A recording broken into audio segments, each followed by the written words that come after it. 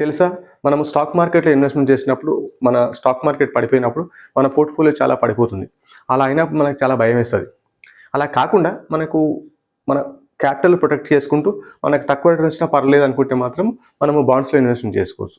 బాండ్స్‌లో investment చేసినప్పుడు మనకు bonds ఎన్ని రకాలని మనకు ఐడియా ఉండాలి ఫ్రెండ్స్. ఇందులో బాండ్స్ అనేది 3 రకాలు. ఒకటేంటంటే గవర్నమెంట్ బాండ్స్. గవర్నమెంట్ బాండ్స్‌లో ఇది బ్యాక్డ్ బై గవర్నమెంట్ కాబట్టి మనకు మంచి రిటర్న్ మన క్యాపిటల్ ప్రొటెక్ట్ ఉంటే మనకు రిటర్న్ చాలా తక్కువ కొంచెం తక్కువ వచ్చే అవకాశం ఉంటది. అంటే మనకు ఇన్‌ఫ్లేషన్ బీట్ చేసే విధంగా మనకు రిటర్న్ ఇంట్రెస్ట్ రేట్ ఉంటది. అండ్ నెక్స్ట్ ఏంటంటే మనకు కార్పొరేట్ బాండ్స్. కార్పొరేట్ బాండ్స్ అంటే ఇవి ప్రైవేట్ కంపెనీస్ లేకుంటే పబ్లిక్ కంపెనీస్ లేకుంటే లిస్టెడ్ కంపెనీస్ ఇష్యూ చేస్తాయి. కానీ కార్పొరేట్ బాండ్స్ ఇన్వెస్ట్ చేసేటప్పుడు మనకు కొన్ని తెలిసి ఉండాలి. ఎందుకంటే మనకు ఆ కంపెనీ యొక్క ఫండమెంటల్స్ ఏముంటాయి ఏందని తెలిసి ఉండాలి. అలాంటి వాటిలో చాలా ముఖ్యమైనది ఏంటంటే రేటింగ్. అంటే మనకు క్రెడిట్ రేటింగ్ ఇస్తారు కదా! ఆ రేటింగ్ మనకు తెలిసుంటే మనం ఇన్వెస్ట్‌మెంట్ చేసేటప్పుడు మనం ఐడియా ఉంటే మనం ఏంటంటే మన క్యాపిటల్ పోయే ఛాన్స్ చాలా తక్కువ ఉంటది.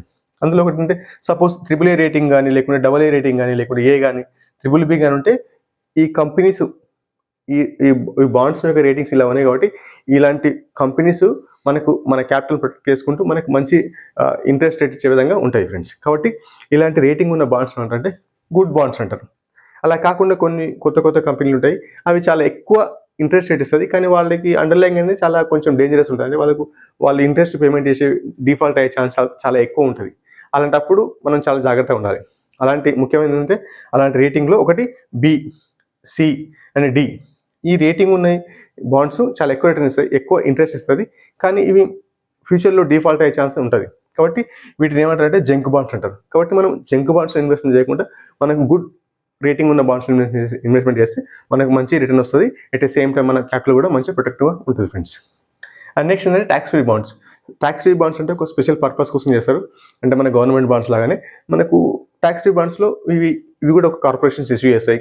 అండ్ అలాంటి ఇష్యూ చేసినప్పుడు అంటే వాటికి వచ్చే ఇంట్రెస్ట్ ఎవ్రీ మంత్ గాని లేకుంటే ఎవ్రీ క్వార్టర్ గాని వస్తాయి ఇంట్రెస్ట్. ఆ ఇంట్రెస్ట్‌కి అనేది ఎటువంటి టాక్స్ అనేది ఉండదు ఫ్రెండ్స్. కానీ ఇక్కడ ఏంటంటే వీటికి లాక్ ఇన్ పీరియడ్ ఉంటది. ఇవి 5 ఇయర్స్ లేకుంటే 10 ఇయర్స్, 20 ఇయర్స్ అని ఉంటది. అండ్ వీటికి ఇంట్రెస్ట్ రేట్ కూడా చాలా అంటే ఇన్‌ఫ్లేషన్ బీట్ చేసే విధంగా ఇంట్రెస్ట్ రేట్ ఉంటది. ఎగ్జాంపుల్స్ ఏందంటే NHAI national highway authority of ఇండియాది అది కూడా మంచి 8% ఉంటది. And PFC power finance corporation, REC ఇది కూడా మనకు రూరల్ ఎలక్ట్రిఫికేషన్ కార్పొరేషన్ ఏంటంటే ఇది కూడా మంచి ఒక స్పెషల్ పర్పస్ కోసం కూడా సోషల్ కాజ్ కోసం కాబట్టి వీళ్ళు మంచిగా మనకు ఇంట్రెస్ట్ ఇస్తారు.